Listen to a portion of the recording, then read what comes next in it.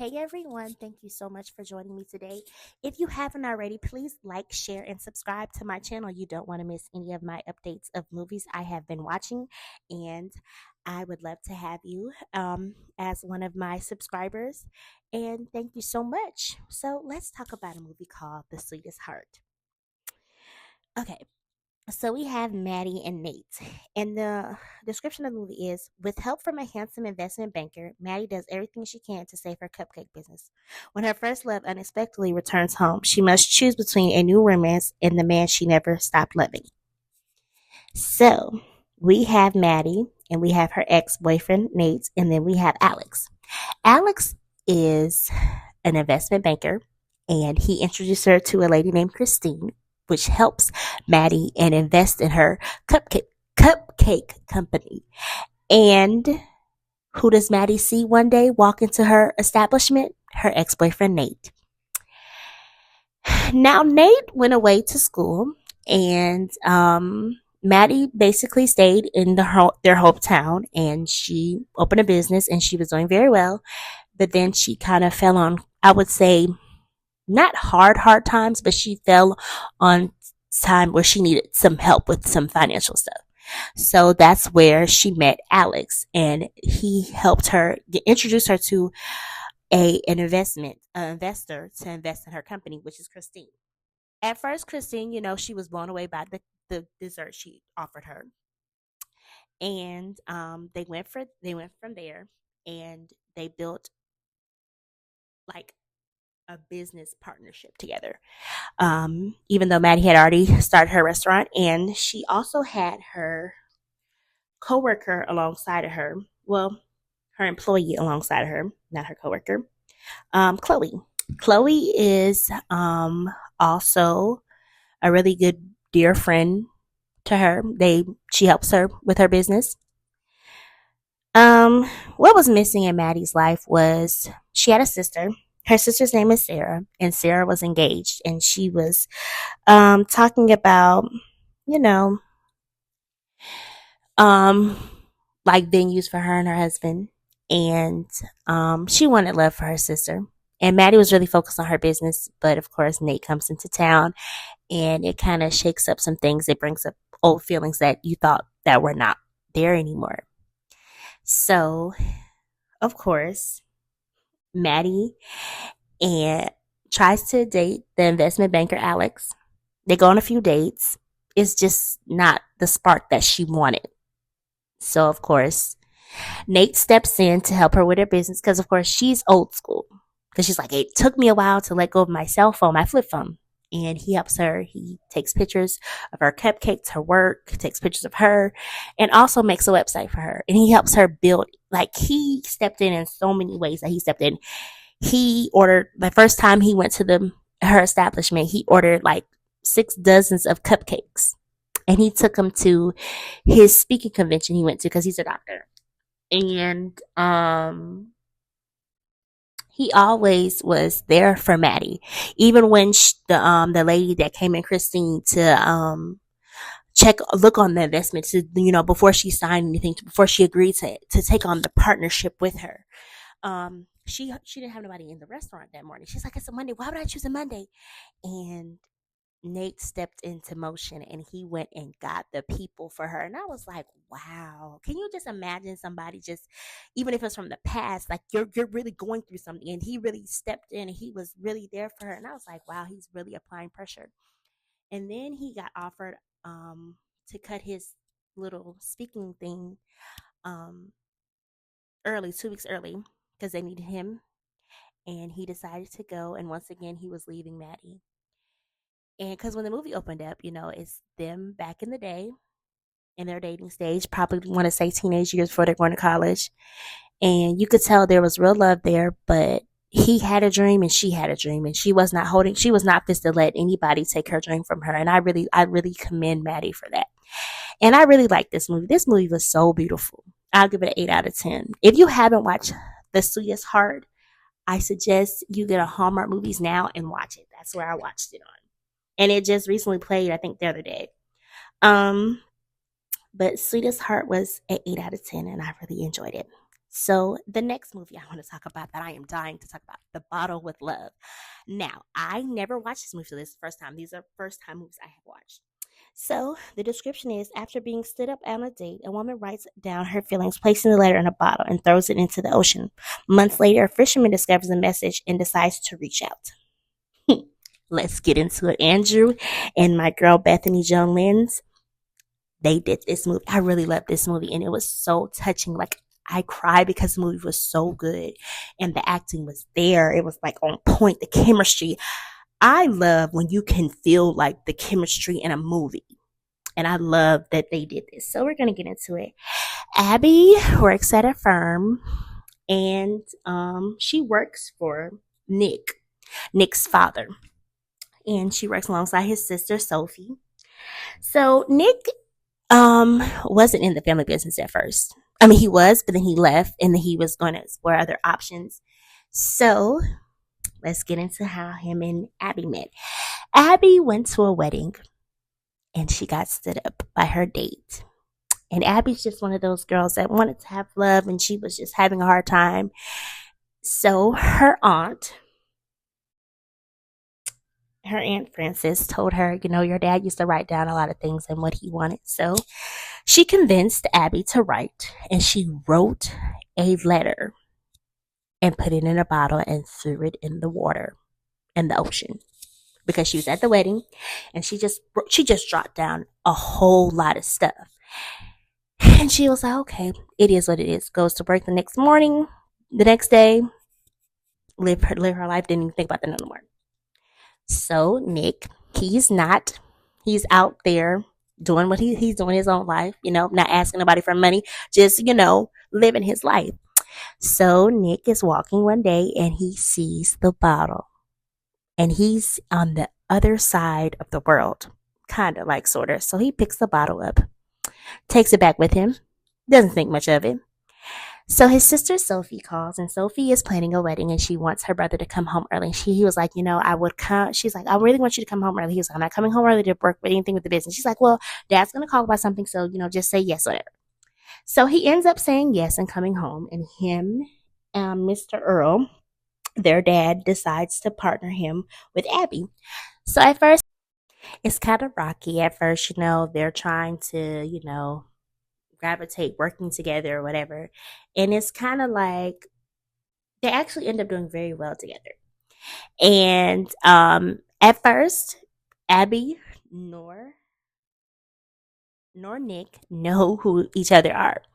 So Nick decides to read the letter from the bottom, and he reads it and it has the email address on it. So he emails her and they start emailing each other back and forth, and they start telling each other how they, basically like their lives and stuff. And what's so funny is they didn't even know it was each other. And I loved how they really built a real strong bond with each other. And even till he was like, let's meet each other. And she told him, before leading up to the scenes, before he saw her white gloves, he kept going in the office. She kept going to other stuff. And then his sister asked him about something, and he saw her white gloves because she said, that's where you'll see me with the white gloves. Abby did. She told Nick that. And he was like, it's Abby, it's her. Because he was telling his sister about, the girl, because he even... when he emailed her and asked her, can we meet up or whatever, she's like, yeah. Because at first she was like, I don't know what to say. And I loved how her Aunt Frances was there with her every step of the way, encouraging her. And I loved the fact that even though I know he stood her up or whatever, he didn't stand her up. He told her what happened or whatever. And I like how he tried to build a relationship with him. When they went to go meet George Wilmore, because the account that she was trying to get, he kind of tricked her. He was like, yeah, we got an appointment with him. He's like, because I know her, I know the lady that works there or whatever, Deidre. And she really thought that he knew Deidre. And Deidre was the lady that was at the front desk at the Wilmore's bed and kind of breakfast thing. and they went to go meet him. He went to go figure out what all he likes to do. He went and found out that Mr. Wilmer liked fishing, and he took Abby fishing with him in the spot that Mr. Wilmer was at, and they start like a little fussing argument together, and they got Mr. Wilmer's attention. And I like that Abby and Nick, they really did connect with each other. Because at first they weren't really connecting with each other. Because like I said, Abby was the person that I'm going to do stuff step by step by step. And they were paired to do accounts together. And I just loved how he came clean. He was like, yeah, it's me. I'm the guy that's been emailing you. And then she was saying stuff. And I just loved how even it fast forwards to the end. And they, at the wedding, at his sister's wedding, he leaves her a note. And he's like, follow me or whatever. Well, no, he left a note. Sorry, he didn't tell her to follow him or whatever. He said, follow the note or whatever. Go follow what you call it. Like the waiter came and brought her the little note. And she read the note. And it's like, she went to the bathroom and she read something. And then he finished the rest of the letter. And they just had a passionate kiss at the end. And I just love that. I really liked A Bottle with Love. And I'm looking for, that's my next hunt, which I know my cousin will probably definitely find and she will buy for me. And I truly appreciate her for that. So the next movie I want to talk about is A Dash of Love. We have Nikki and we have Paul and we have Holly and Angela. Angela and Nikki are best friends and they work at Gus restaurant. So Gus was a guy that owned a restaurant and his kids didn't want to inherit his restaurant, so he decided to close it down for good. He was selling it, and Nikki was on the hunt for getting a job, and her best friend Angela gets a job at Holly's place. And Nikki, still stuck trying to get a job because she wants to be a chef, but she doesn't have any experience. She has experience, but she doesn't have the degree for it. So a lot of jobs are like hesitant. You know how you're looking for a job and you really want to work something, but you don't have like the qualifications. But you have the qualifications, but you don't have the degree for it. And I'm gonna go ahead and say, if you got 2 years right off the rip of what they're looking for, because I know some jobs will train you in certain areas that there are for degrees, because it happened to me.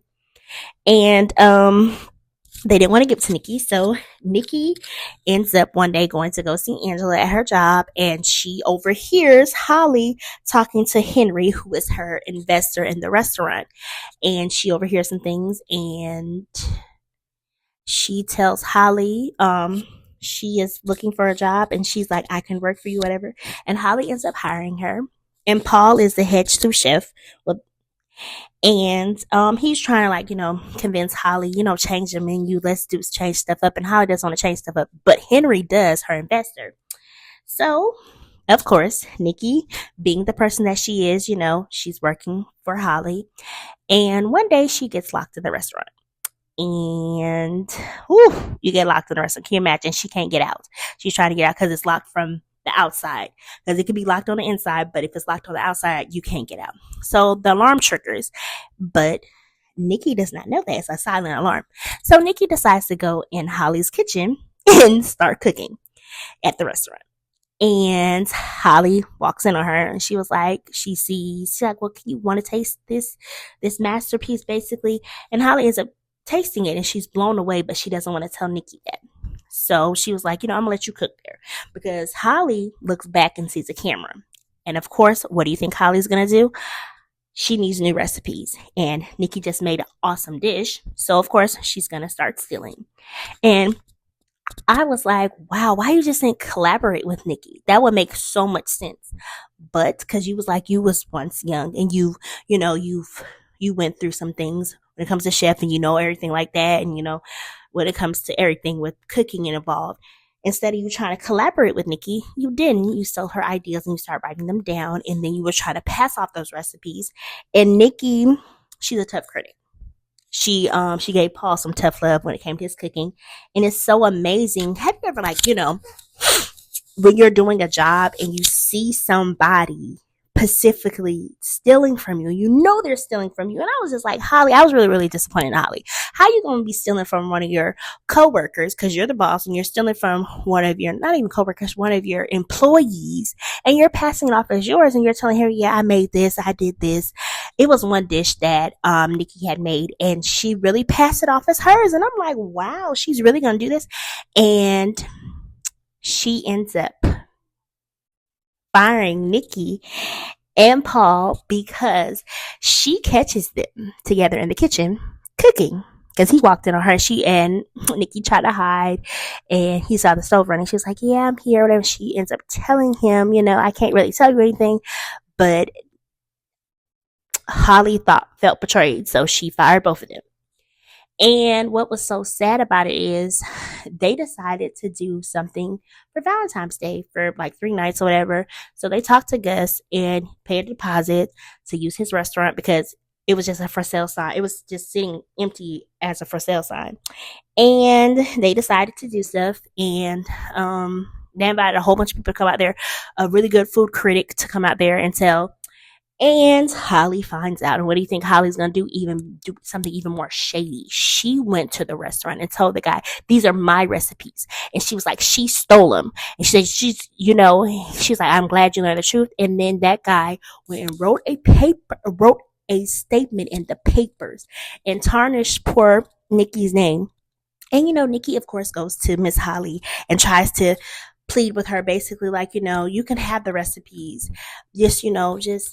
Basically, it's not gonna fix anything. It's not gonna hurt what I did, whatever. And I'm just like, wow. And of course, as always, somebody gonna overhear it. And Henry actually gets an invitation to sit down with Paul, and they talk, and he tells what Holly did, and he overhears what she did. And he actually does no more business with Holly, and he ends up doing business with Nikki and Paul because they opened their own restaurant. And I love the fact that they got their happy ending, because one thing that when somebody tries to tarnish your name, somebody steps in and fixes it. And I like that, because Holly really did Nikki dirty. You was stealing her ideas, and you was really trying to pass them off as yours with Henry, and you was trying to make a menu, and you was like, because you was mad because no one came to your little opening because one of your assistants, I think your new assistant or whoever was helping you design the menu, was like, "Hey, they're not there. That Nikki and Paul has a restaurant going downtown." So you decided to get in your car and go down to where Nikki and Paul was. They didn't use nothing tied to you. Those were her recipes, and she tried to get them out before you did. And then you tried to tell the food critic, "Oh yeah, those are my recipes." And it's just amazing. But I liked that Nikki fought back. She didn't let it stop her, because at first she was kind of down, and she just kind of pulled out from the thing because they did their one night thing instead of doing the other 2 nights. And she was like, "I just can't, because my name is tarnished so bad. People start canceling." It's just so sad that people don't let people hear the other side. And it was sad that the food critic didn't even let her tell her side of the story, because clearly, if Holly was struggling before, and Henry should have knew those were not her recipes, because she was struggling before to figure out what to do, and she found Nikki, had her camera, and had her in her kitchen cooking, and she was sitting there really like jotting down her recipes. And it was funny how Nikki found out about it. Nikki had went to go get her purse the day after she got fired, and she's like, "These are my recipes." And she's like, "Don't that sound familiar?" She's like, "Don't this sound familiar?" And she's like, "Yes, those are your recipes." And can you just imagine somebody that you idolize just stealing your work and trying to use them as your own? It was so sad. I felt so bad for Nikki, and I just was like side-eyeing Holly. Because at first she kind of grew up on me, but then when I saw that whole camera thing, that's okay. Well, now what's she about to do? Because I really thought when she caught her in the kitchen the first time, I really thought she was gonna be like, "Hey, let's collaborate together, because I'm going through some things." That'd have been the perfect time, but she had too much pride and too much ego. But if you have not watched A Dash of Love, you got to. I will give this movie a 7 out of 10. It was good, but I just didn't like how Holly did Nikki. She did not deserve that. Nikki was a good employee. I'm gonna go ahead and say it. If she would have felt such admiration for Holly. And it was just sad that Holly took Nikki's recipes and was really trying to pass them off as hers. And I think if she would have came to her and said, "Hey, just even set aside your pride," because it's okay when you know that you're killing in the game. Why is it so hard to pull somebody up with you? That's the type of person I am. If I see my friend struggling or doing through something, and I know they can make extra money, I'm gonna tell them, hey, let's do this together, let's collaborate together. I'm that type of friend. But it was so sad that Holly did that to Nikki, and Nikki didn't deserve that. And she did that to Paul. And her and Paul had been working together forever, and he was trying to help her with recipes, and she was just such a hothead. She was like, I don't care. Basically, like, I'm changing menu, but we're not doing this, because he even came up with recipes to have on their menu, and she didn't want to do them. She was like, no, raviolis, heart-shaped raviolis for Valentine's is like, so mediocre, basically. Like, not even mediocre, but just something that we're not going to do. But all of these movies were amazing. If you haven't watched A Dash of Love, A Bottle of Love, and The Sweetest Heart, I suggest you get Hallmark Movies now and you just watch it. And these movies were so enjoyable. And I'm looking forward to doing more reviews with you guys. If you haven't already, please like, share, subscribe, and I'll see you next time. Thank you.